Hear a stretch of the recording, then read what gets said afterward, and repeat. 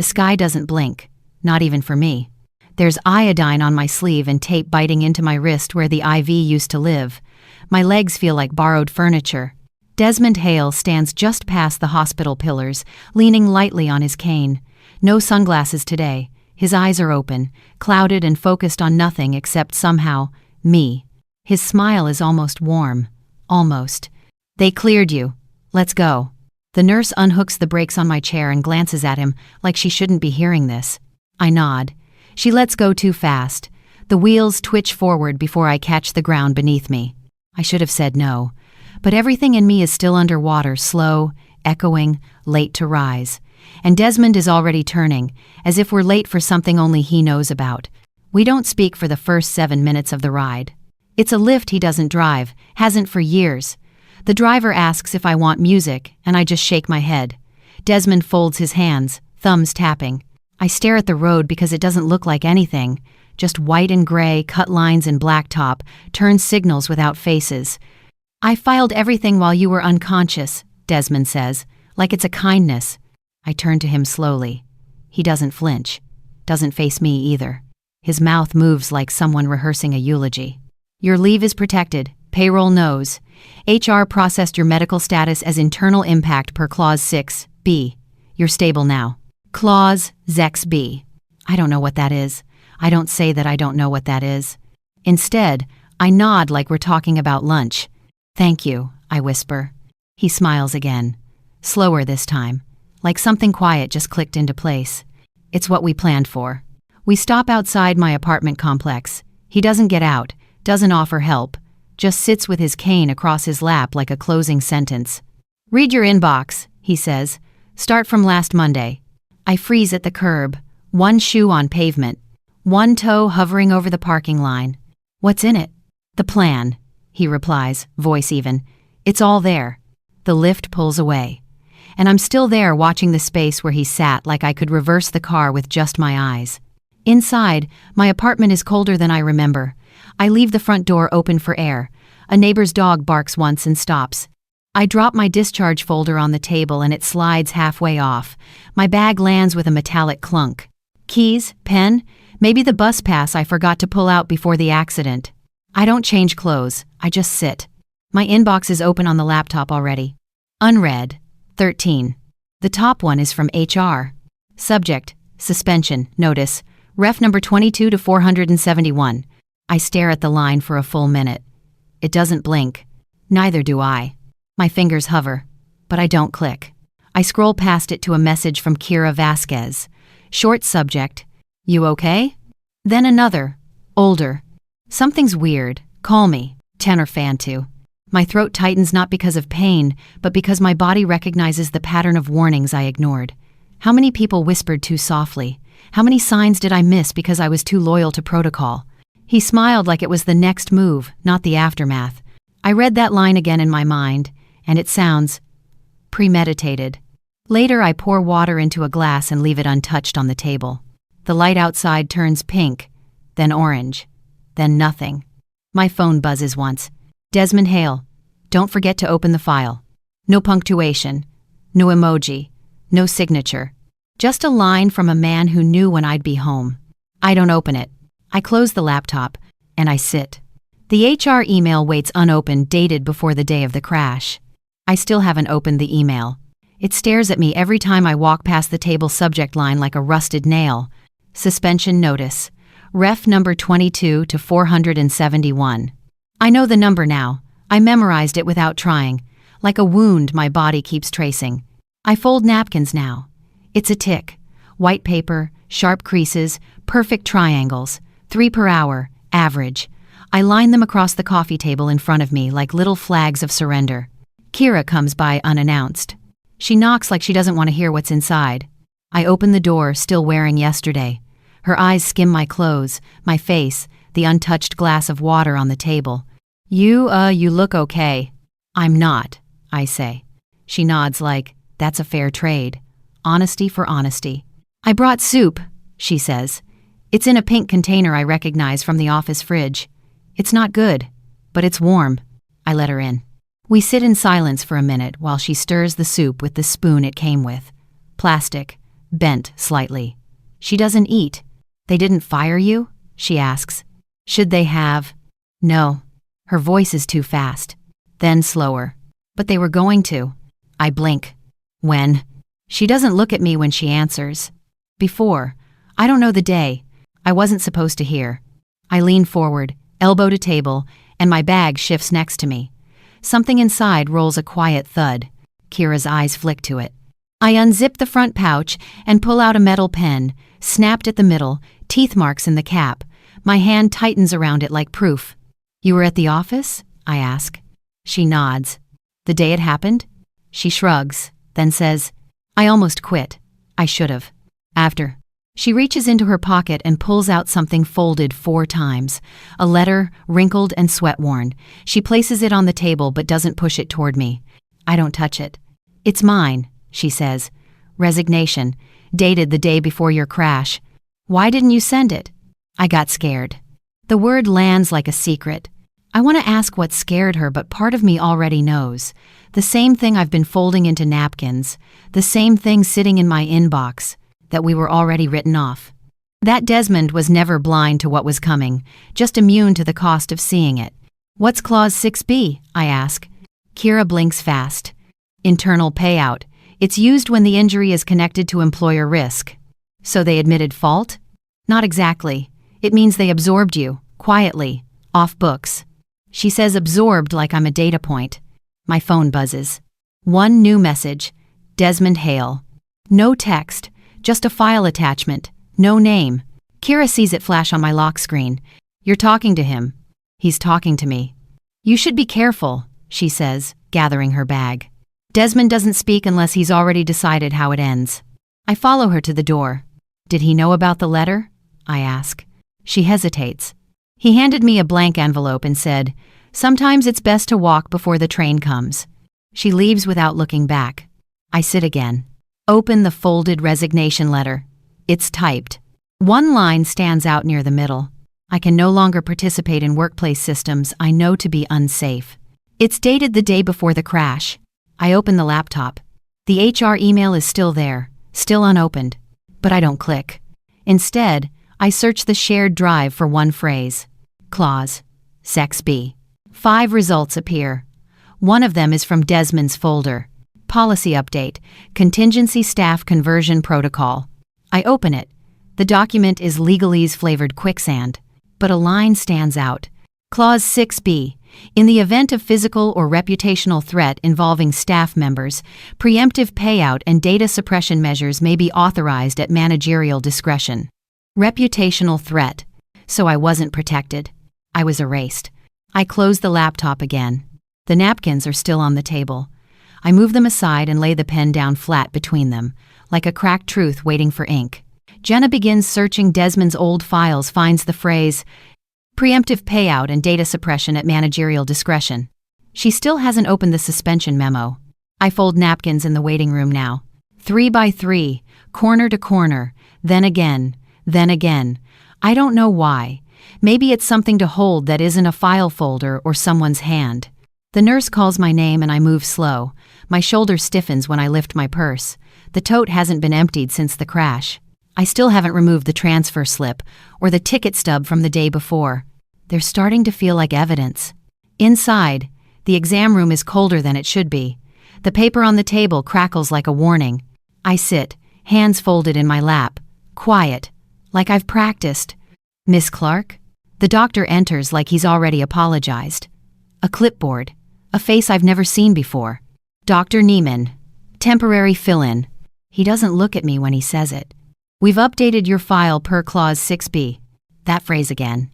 Was that medical or administrative? I ask. HR. But we're obligated to reference it. He flips a page he doesn't need to flip. They've cleared your mobility restrictions. You can resume non-physical duty within reason. I was in a neck brace 2 weeks ago. And now you're not. A smile. Hollow. Friendly. Congratulations. I say nothing. He taps a few keys, prints something, and stands. You're all set. Just stop at reception on your way out. I don't move. Was Desmond in the meeting that decided that? I don't know who that is. I stop at reception. Not for paperwork. Just to ask a question. Who requested the discharge? The woman blinks. Sorry? The early discharge. Who initiated it? She types something. Your employer.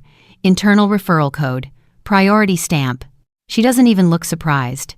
They said you'd prefer to recover at home and that you'd already approved the risk. I didn't. She shrugs. It's signed. Outside, I don't call a lift. I walk. The air feels sharper than I remember. October edges the leaves but doesn't turn them yet. There's a chill, but I'm not sure it's weather. The walk takes me past the bus stop. There's someone there. Hoodie, ripped jeans, camera around his neck like a necklace. He looks about 17, maybe less. Skateboard resting against the bench. He squints when I limp closer. You're the crash lady. I stop. Excuse me? He lifts his phone and taps it. The screen lights up. You were on the bus. That day, right? How do you know? My TikTok. You're in the clip. He pulls it up like it's nothing. Just a story. Just views. The video starts with traffic. Normal. Then impact. Screech. Shatter. The bus veers. People scream. But what freezes me isn't the crash. It's the figure standing on the corner. Desmond. Facing the bus. Still. Calm. His head tilts slightly to the left the way it always does when he's listening. That's your boss? The kid asks. How do you know that? He's in the comments. Some HR lady posted about him. Said he was too calm to be blind. Kinda messed up. He taps again. Zooms. Desmond's head turns just before the moment of impact. He heard it coming, the kid says. Or he knew. Can you send that to me? I ask. He nods. Email or AirDrop? Email. I give him the one I never use. The one that isn't tied to my job. He sends it with the caption, Crash point of view, Occ10. Why were you filming? I ask. Thought the driver was cute. A shrug. Didn't expect trauma. I nod. He looks down. Something in him flickers shame maybe, or just the realization that it wasn't content. Not really. I get home and open the video again. Freeze frame. Desmond. Expression unreadable. Chin slightly lifted, as if tasting the timing. I rewind. Play. Rewind. Pause. That moment where his jaw clenches before the glass explodes. It's only a plan if it ends clean. He said that to me. After the hospital. Before the ride home. I open my inbox. Still Tretton unread. I scroll down.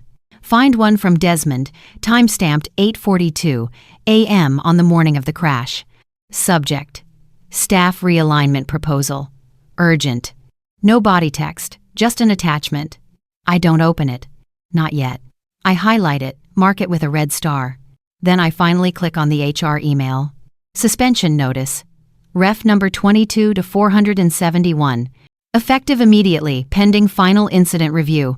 Your duties are to be suspended under Clause 6B. Dated October 9th. One day before the crash. I close the laptop.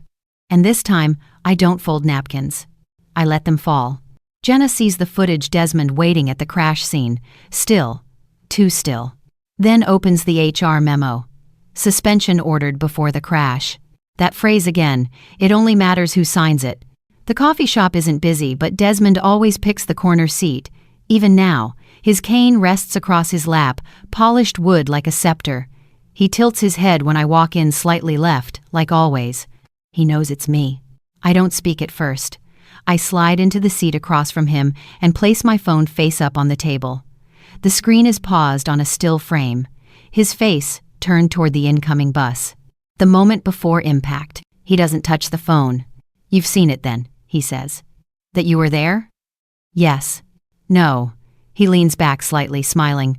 That I didn't flinch. I let the silence say what I won't. That's the problem. I've replayed it, I say. You're facing it. You even shift just before the sound hits. Sound carries in ways your eyes can't measure, he says. You forget I navigate by rhythm. The world's always talking. But it wasn't new to you. I tap the screen once. It stays paused. You weren't surprised. Surprise is emotional, he replies, voice calm. I had none left for that day. My chest tightens.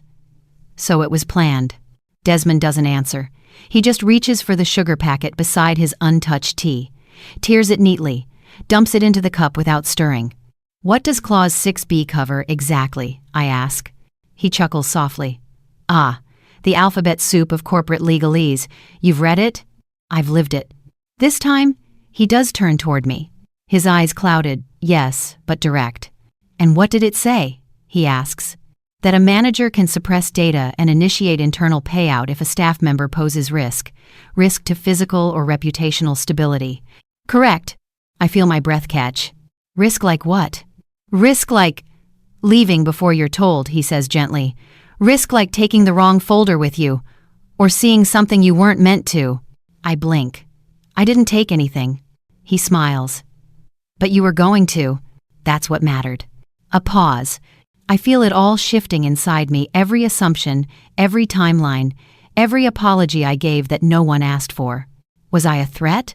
I ask. You were. Becoming inconvenient. There it is, the truth. No euphemism, no denial. I lean forward. You had me suspended the day before the crash. He doesn't deny it. You said it was just paperwork, I whisper. But it was a preemptive strike. He picks up his cup, still not drinking. You think that because you see a date, that means you understand intent? I almost laugh. No. I think that because the date matches the timestamp on your resignation rejection to Kira. That gets him. A flicker. Small. But there. I press. She tried to quit. You blocked it. Same day you filed to suspend me. And 24 hours later, I was in a neck brace, unconscious, with an NDA on my desk. His voice is softer now. You're speaking like someone who believes intent can be proved. Thing. It will go to have. And you're speaking like someone who's already cleaned the paper trail. A quiet stretch of seconds. Then, he reaches into his jacket pocket and slides out a folded piece of paper, places it on the table between us. I'm not here to threaten you, Jenna. What's that? A copy of the real plan. I don't touch it. He says, I drafted it after your third performance audit. You remember that one? You said something in your feedback form that raised flags. Geno Grease. What did I say? You wrote, some policies protect systems, not people. I stare at him. That's what did it. He nods. It meant you were waking up. I push the paper back toward him. Then let me finish waking up. He leans in slightly, his voice like cloth soaked in cold water. It only matters who signs it. I freeze. That phrase. Again. Same words he used months ago. Same words in the HR memo. Same words Marvin had circled in the invoice. You've said that 3 times now. I many braid Ted. He shrugs. Because it's always true. I grab my phone. Tap play. The video rolls again. Bus. Crash. Freeze. Desmond. The moment before.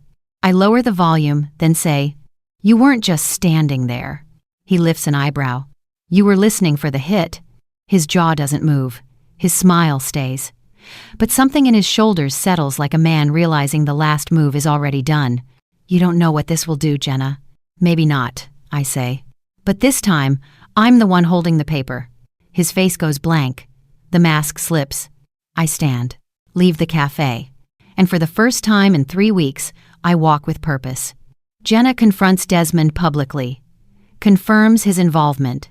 He says, You don't know what this will do. She replies, This time, I'm the one holding the paper. The office looks the same fluorescent breath, same hush behind frosted glass. Same picture of Desmond near reception, head turned slightly, eyes unfocused, hands folded like he's hearing something no one else can. I walk slower now, not because of pain, but because I know they'll feel it, my presence. The receptionist lifts her head, doesn't smile. Hi, Jenna. You're not, I think you're clearance. I have a meeting with Desmond. She hesitates, then nods once. Taps something into her tablet. 2nd floor. Conference B. Her eyes drop before mine do. When I enter the room, he's already seated. Alone. The conference table is too long for 2 people. 1 chair pulled out at the far end, like a joke. He gestures toward it. I stay standing. You called me back, I say. I did. To clear it up? He nods. Of course. I drop my toad on the table, slow and loud. The sound bounces. Start then. Desmond takes a breath like someone preparing to audition for mercy. I reviewed the footage. I saw the headlines. It looks concerning. Think he was never watching and he passed and then. You were in the footage. I'm always near the bus stop. Facing the exact angle, not flinching when the glass exploded. He smiles faintly. You give me more credit than I deserve. No, I'm finally giving myself enough. Desmond folds his hands. His wedding ring glints. His tie is black again like it was at the hospital. Always black. You believe I planned it. I believe you needed something irreversible. He doesn't flinch, doesn't fight it. You think I'm cruel? He asks. No, I think you're strategic. Cruelty's emotional. You're more refined than that. A flicker in his throat. A twitch behind the left eye. A hairline crack. I didn't want to ruin you, he says quietly. Then why was the HR memo drafted before I hit the sidewalk? Timing errors happen in admin logs. And the email to Marvin, please expedite payout pre-review under Clause 6B primes, that was just sloppy filing too. He pauses. Too long. I don't control the review board, he says. You know that. But they listened to you. He shrugs, not denying it. Desmond, I say, leaning forward, you didn't make a mistake. You made a choice. And you needed me gone before I started asking real questions. His expression is almost pained. Almost, you were starting to take things personally, he says. Because it was personal. It was operational. There it is. I laugh once, short. It cuts the air like a switchblade. You know what I learned from that video? He waits. That you already knew how the story would go. You just needed the narrative to catch up. He nods. That's the job. Then maybe it's time I change jobs. He stands suddenly. It's jarring. He moves faster than he should. You think you've uncovered something, he says. You think you have some great reversal. I stay still. He steps toward me. No cane. Nothing to steady him but the momentum of his words. But you don't. You've got fragments, angles, inference. Scraged about it. I've got enough to ask questions out loud. And what happens then? He says, voice quieter. You think anyone will believe the woman suspended before the incident?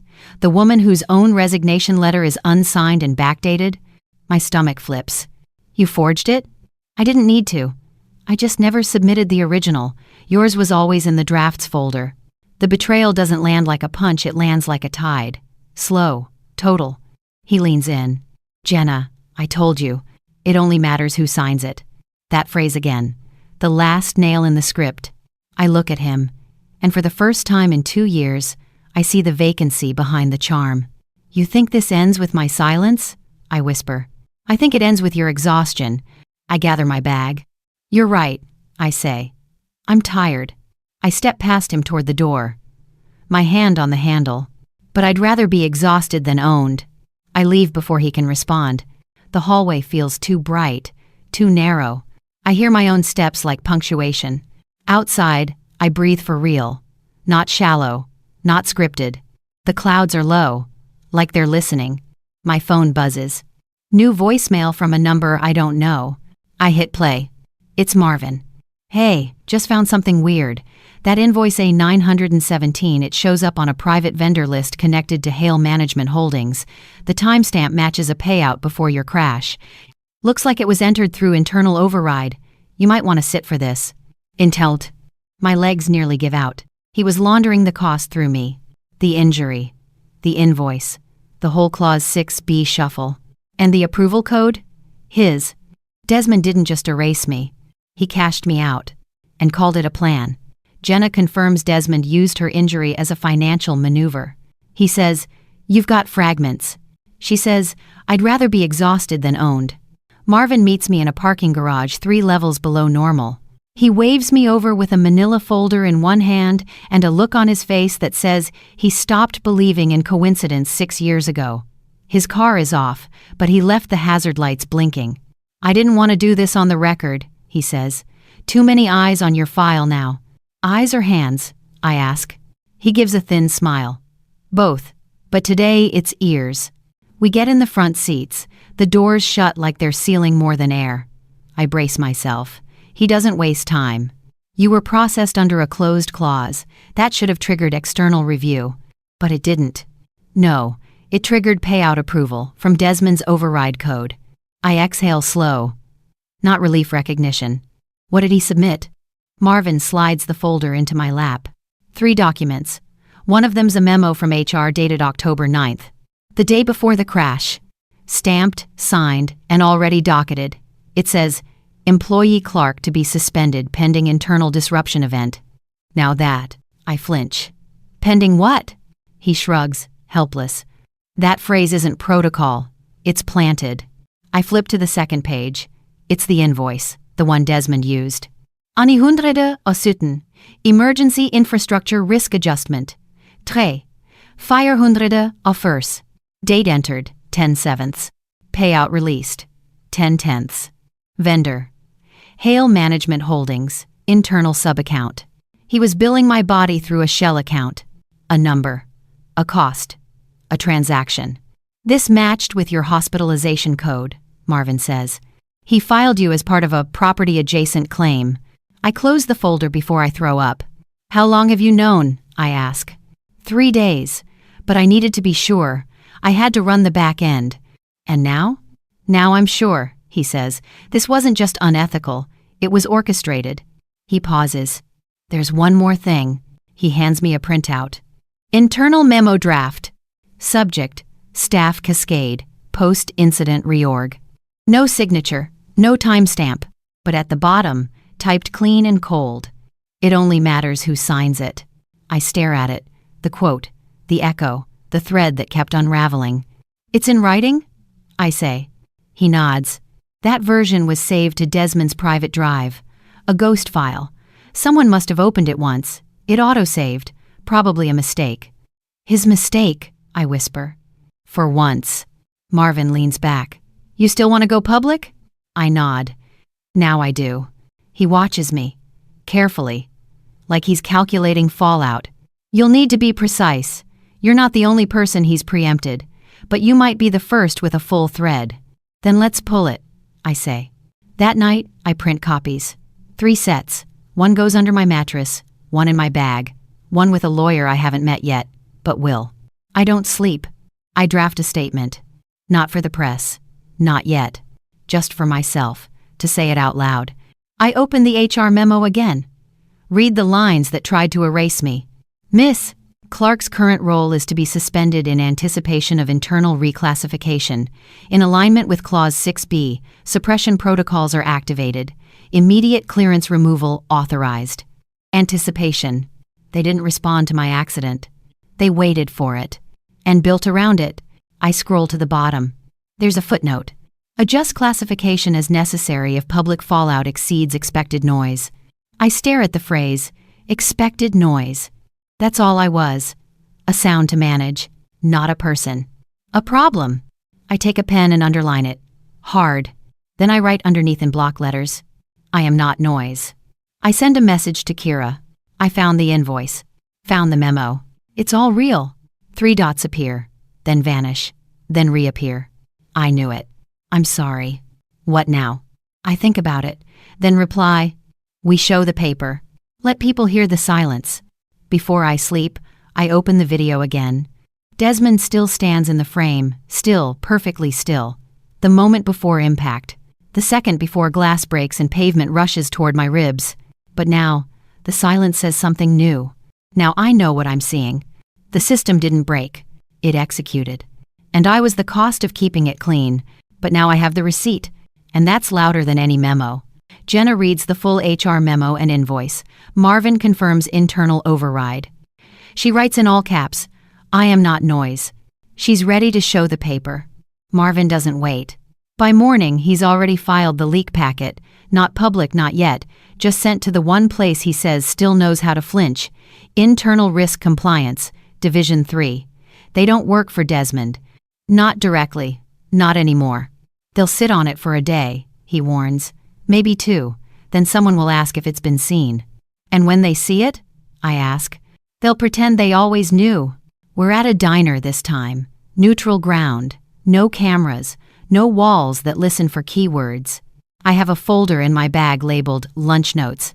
Inside, 3 pages of financial misappropriation, 2 falsified memos, and a printed still of Desmond watching me go down. Marvin sips his coffee like a funeral priest. They won't take him down for ethics, he says. They'll do it for breach. Same result? Only if we push the right moment. He hands me a napkin. On it, one name written in pen. Leah Hammond. Desmond's old admin, he says. She left without a word last year. But she knew the system. Probably archived everything.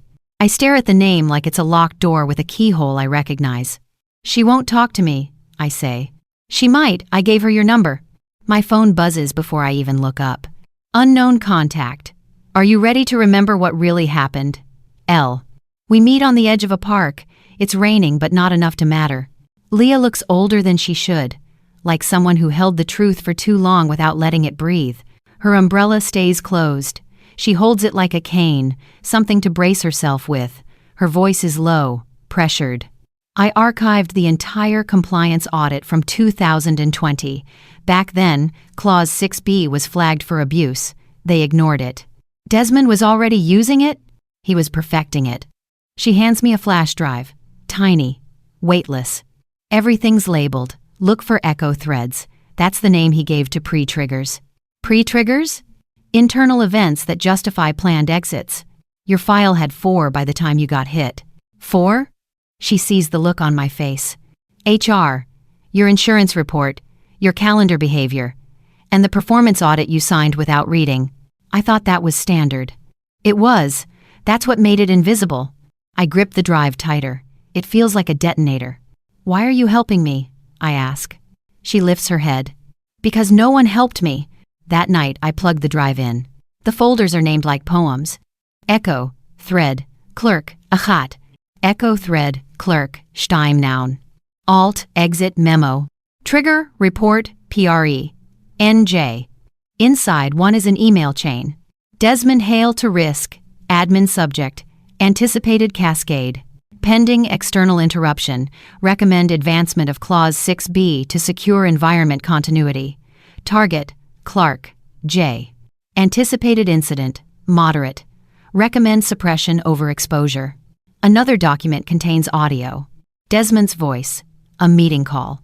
He says, sometimes risk isn't danger, it's unpredictability. Silence it early, and the chaos looks natural. I pause it. Rewind. Play again. He planned it, down to the rhythm of the crash.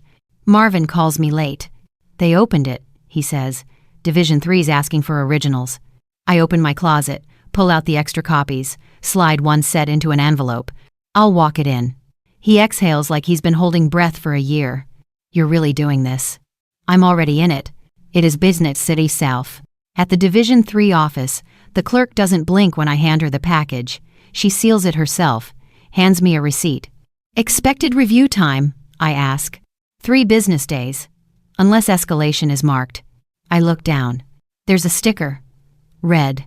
Escalation. Verified. She nods. Someone already read it. I leave the building and step into the light rain. This time, I don't flinch. At home, I replay the audio. The phrase sticks. Silence it early, and the chaos looks natural. He minner tried japst. I press record on my phone. Then I say it out loud. Desmond Hale manipulated staff vulnerability to create events he could profit from. I was silenced so he could claim stability. He didn't respond to my crash. He made room for it. I stop the recording. Save it. Name the file. Voice back, 1. Then I email it. To Kira. To Marvin. To Leah. Subject. No more silence. Jenna receives Leah's archive. Audio confirms Desmond engineered incident anticipation. Things very another past it. She records her own truth and begins sending it out. The system is no longer sealed. I don't hear from Desmond for 3 days. But the silence feels heavier now. Not retreat containment, like he's watching which leaks grow teeth. Marvin texts me mid-morning. Second invoice surfaced. A 932. You need to see this. I meet him at his car. Again. Same garage. But this time he leaves the engine running. He doesn't hand me paper, just turns the laptop screen toward me. Spreadsheet open. Numbers lined like graves. A 932, he says, pointing. Risk mitigation package indirect exposure compensation. Vendor Vasquez, K. Amount, $2,500. Date, 10/11. My stomach drops. That's Kira. He doesn't speak, just watches me process it. She said she was scared. Said she didn't send the resignation. I feel something in my chest tighten. She was paid to stay quiet? No note, just wire confirmation. She visited me, I say. She brought soup. Marvin nods slowly. She might have both truths in her. Doesn't mean it's clean. That night, I don't message her. I scroll through our old texts. Meetings, inside jokes, warnings she didn't voice. Then I scroll further. October 11th, the day after the crash. One message from her I never opened. I didn't know it would go that far. Please believe me. The timestamp matches the payout. I forward the invoice to my private email. Label it, Quiet Comp Dos. I don't cry. I open a new file and begin typing a list. Known participants. Hale D., architect. Clark, J. target. Vasquez, K. witness, compensated silence. Hammond, L. archive leak. Marvin S. whistle channel. Then I add a new header. Unknown beneficiaries. HR contact ref number 2, 2 to 471. Internal vendor liaison. Risk flag AI admin next canning. The machine had many hands. Desmond just wrote the music. The next morning, I go to Kira's apartment. She opens the door and sweats, hair up. Her eyes widen. Hey, she says. Not quite guilty. Not quite relieved. Can I come in? She steps aside. Inside smells like ginger tea and indecision. The TV's paused on a nature show. I sit on the edge of her couch. She sits too, but not next to me. I take out my phone, slide the screen toward her. Invoice, her name, her deposit. She stares, then looks up. I didn't ask for it, she says. They called me into a room, said I could stay on salary if I signed a non-involvement memo. He did not with them, but you didn't tell me. I didn't know how, she says. And I thought, maybe it really was just fallout. It wasn't. It was choreography. She leans back, eyes red but dry. I didn't keep it, she says. I sent most of it to Leah. Didn't even tell her why. Just wrote, you'll know when. I pause. That's how she found me? She nods. I was quiet, Kira says, but not clean. We sit in the stillness, the air full of the space between betrayal and regret. Then she speaks again. There's one more file. Desmond made me transcribe a call, said it was for legal clarity. Where is it? She stands, goes to her desk drawer, pulls out a USB. I didn't delete it. Couldn't. I take it with both hands. Does it have the date? October 5th, she says, 5 days before you went down. I leave without asking for tea. Back home, I plug it in. Only one file inside. Call TXN Alpha 5 MP3. I press play. It's Desmond's voice. Calm. Measured. If we time the disruption ahead of the quarterly shift, her numbers will absorb the volatility. Legal gets cover. PR doesn't need to speak. And if she files? Another voice asks. Clause 6B neutralizes it. She'll be reclassified before she can object. The incident justifies silence. Silence justifies profit. The truth was bought before I even got on the bus. I open my running doc. Add. Audio confirmation. Call TXN. Alpha 5. Strategic timeline mapped for injury. Then I highlight my own name. Target. But not victim. Not anymore. Jenna finds proof. Kira accepted silent compensation. Then discovers an audio file dated 5 days pre-crash. Desmond detailing how her injury would absorb volatility. The upload takes 7 minutes. I watch the bar crawl across the screen like a wick. Folder name. Clerk. Cascade. Inside, PDFs, audio, screenshots, stills from the crash video, Desmond's call transcript, Clause 6B memos, Invoice A917 and A932, the recording labeled Voiceback 1. I write a single line of caption. This wasn't an accident, it was an asset. Then I click publish. The sound it makes is quiet. A soft ping. But inside me, it echoes. Within the hour, 3 people share the link. One of them tags me. At Jenna Clarity, if you ever wondered what weaponized HR looks like. Another reposts the audio clip of Desmond. Clause 6B neutralizes it. She'll be reclassified before she can object. By noon, there's a thread dissecting every document. A woman from a different state replies, I got Clause 6B'd in 2021. Same phrasing, same outcome. Then a man. Was offered anticipation-based severance after calling out leadership in my quarterly eval. This confirms what I always suspected. Everts. The silence was never mine. It just started with me. Kira messages me once. It's everywhere. I respond. Good.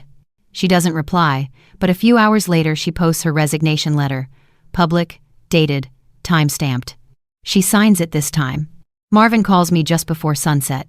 They reached out. Division 3? No, higher. I sit up. Who? Office of Structural Ethics. It's internal joint, cross-division. They want to review the full evidence chain. Inundate. Are they real? They're interested, that's real enough. He hesitates. There's more. Of course there is. Desmond submitted his leave request this morning. What kind? Indefinite, personal, effective immediately. I almost laugh. So the fallout landed. It landed with a signature. Of course it did. The next day, someone leaks the internal memo Desmond tried to bury. Not me, not Marvin, someone inside.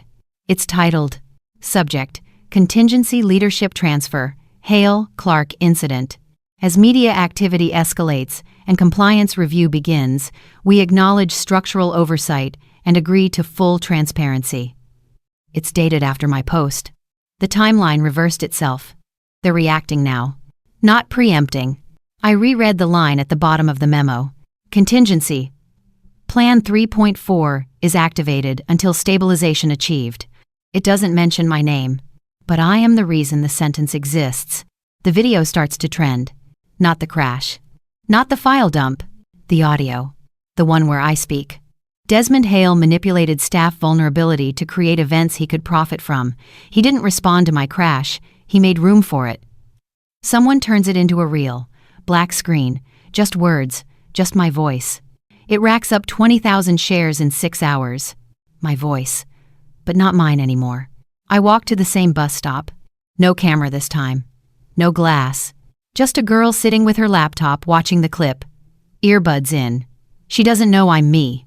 I sit one bench over. She leans over, lifts a bud. You seen this one? She asks. I nod once. I have. She nods back, eyes sharp. Makes you wonder how many of us got processed like that. I don't answer. But inside, I'm counting. I leave a copy of the documents in a flash drive taped beneath the bench. Marked, open anyway, just in case someone else needs to start where I did. I get home and check my inbox. One unread. From anonymous@subreply.net. Subject, echo thread, unseen. The body is blank. But there's an attachment. File, audit, avinked, p-vaulted, PDF. I open it. Inside, 3 more names. 3 more employees. Different divisions. Same clause. Same result. One of them was fired after a cybersecurity misunderstanding. One filed a harassment report. One got promoted. Then disappeared. The silence had a roster. And now, so do I. Jenna releases the files. Desmond takes sudden leave. The system scrambles to contain the echo. Jenna receives a new file. Echo thread. Unseen. She's no longer the only voice. The subpoena comes on a Thursday. Official seal. Blue ribbon. Digital signature. Subject line. Clark v. Hale Management Holdings. Inquiry initiation notice. I reread it twice, even though Marvin warned me this was coming. The email contains 4 words that don't belong together. We appreciate your bravery. That word is well speeded by or absent. It sounds like sentiment, but it functions like insulation. The floor didn't give way. It rebranded. The inquiry begins as a review panel. Public-facing, polite. 2 moderators, 3 department heads, 1 legal liaison. They don't say Desmond's name until page 7. They call him the subject of legacy procedure deviations, a phrase so bloodless it almost forgets the bones. They ask me to testify. I don't wear black. I wear navy. Professional, resilient, not grieving. I bring nothing with me except a drive and a folded napkin from the diner Marvin always uses. It's stained with ink. Names, dates, lines crossed and circled. Evidence, summarized in lunch. The room isn't cold. That surprises me. But the eyes watching are. They listen. They nod. They mark time with silent pens. One of them, the youngest, asks me gently, "Why didn't you report this sooner?" I smile. "Because I didn't know I was being documented until I read the paperwork." He nods, but I see something flicker behind his calm, awareness or guilt. I don't press. Another asks, "Do you believe Mr. Hale intended your injury?" I say, "I believe he anticipated it and built profit around the impact." That quiets the room. Because intent can be spun, but anticipation is harder to unseat. Marvin testifies the next day. He wears a gray suit, speaks only when asked, doesn't editorialize. But when they ask him about the override code, he opens a folder. Print 2. Invoice A 917, highlighted in red. That line, he says, links Desmond to the payout pre-crash. It wasn't reactive. It was primed. The word hangs. Primed. Like a charge. Like a fuse. The panel pauses for deliberation, but we all know they're not deciding. They're formatting. 3 days later, the review board releases a statement. Mr. Desmond Hale has been placed under long-term operational suspension pending multi-branch compliance investigation. He's not fired. Not disavowed. Just displaced. The structure folds in around itself, like a snake swallowing old skin. But something breaks through anyway. A junior compliance officer sends me a package. No note, no return address. Inside, a printout from a backup archive dated 2019. It's from Desmond. Subject: Precedent and Disruption Management. Body: in any system built to appear stable, a human event becomes an opportunity when timed correctly. Policy should be anticipatory. Risk should be preemptive. Outcomes must be shaped, not handled. It's signed in ink, not digital, like he wanted to own the words. I add it to the file chain. Marvin builds a separate report, sends it to Division Ethics under a new name. The anticipation paper. Online, the story trends again. But it's different now. No longer injustice. Now it's about the design of permission. People repost the phrase, "Outcomes must be shaped, not handled." Some use it as sarcasm. Others print it on t-shirts. A few tattoo it beneath scars. Because they know it already lived in the silence around their own exits. Leah emails me once, just one line. I thought they'd deny it louder. I reply, they're hoping the quiet feels like resolution. The inquiry remains open. But people start stepping down. 3 directors, 1 head of HR. No formal announcement, just a gradual vanishing. Then I get an email from a local paper. Not national, not political, just regional, focused. They want to run a series. When the protocols hurt us, stories from people who were managed out. They ask me to be the first. I say yes. But only if they print the napkin. Unedited, ink smeared, labeled, evidence, summarized in lunch. Because sometimes justice isn't clean. It's crumpled, passed hand to hand. Marked in blue, Desmond is suspended under review. The phrase, "outcomes must be shaped, not handled," leaks. Jenna agrees to go public again, this time as author. The envelope arrives without a stamp. No return address, just my name, block letters, thin black ink, Jenna Clark. No mistake. I hesitate, not because I fear what's inside, but because I know it's his. The last breath from a man who used silence like steel. Inside, 1 sheet of paper, thick, textured, typed, single-spaced. Subject: Echo closure. Jenna, they'll tell you you won. Maybe you did. But the system is older than either of us. It survives by adapting. Your paper cut into a surface, they'll heal. But scars still hold shape. You weren't the first. You won't be the last. What matters is this. You changed how it sounds. That's rare. D. No signature, no date. Just that flick of arrogance masked as farewell. I scan it for codes, for legal traps. There are none. Just acknowledgement. And an echo of something he said long ago. The world's always talking. He just didn't expect it to talk back. I fold the letter once, precisely. Slide it into a plastic sleeve. It's not evidence. It's exhibit memory. The next day, Marvin calls. He's in the city. I pause. Here? Staying under a temp name, but the license scan caught him. Checked into a business class suite near Midwood. I stay quiet. Marvin adds, I didn't tell anyone else. Good. I go that night. No plan. No press. Just the urge to walk into the silence while it still breathes. The hotel lobby is sterile, like all of them. Chrome and cologne. He's in room 241. I knock twice. Light. Measured. The door opens slower than it should. Desmond. No tie. No glasses. No smile. Just a man with less weight on his face. And none of it in his eyes. He steps aside. Doesn't speak. I enter. The room smells like citrus and files too long closed. On the table, a black folder, open, empty. I sit. He stands. I didn't expect you, he says finally. Then we're even. He watches me like he's trying to map a version of me he can't adjust for. I read the napkin, he says. Not mine anymore. He nods. That's the part they never taught us. Ownership has velocity. You taught that to yourself, I say. We just caught up. A silence stretches, comfortable to no one.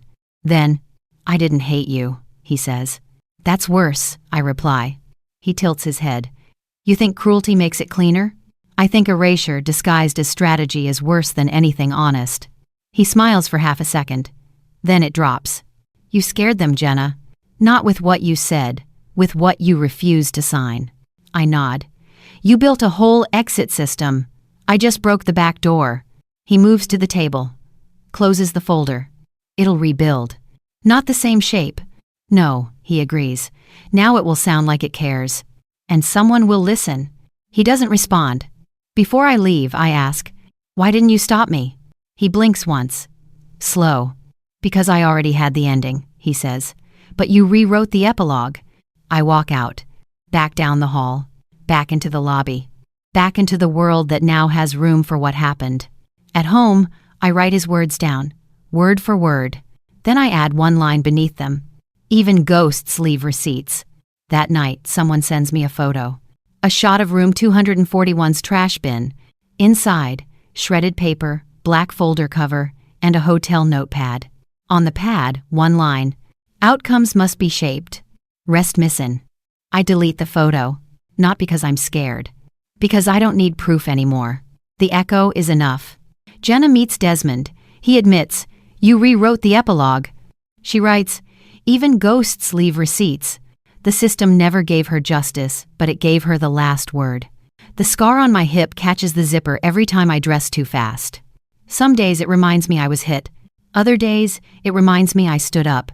Today, it's just part of the map. The story's old now. Not dead. Just lived in. Like a jacket I stopped apologizing for wearing. People still message me. Some thank me. Others confess their own clauses. A woman in Michigan wrote, I used to think I imagined it. Then I read the napkin. A man in Baltimore. They said I was disruptive. Turns out I was accurate. I keep every message. Not as evidence. As witness. Marvin got promoted. Different department. He says the office is quieter now. Sometimes that's good, I say.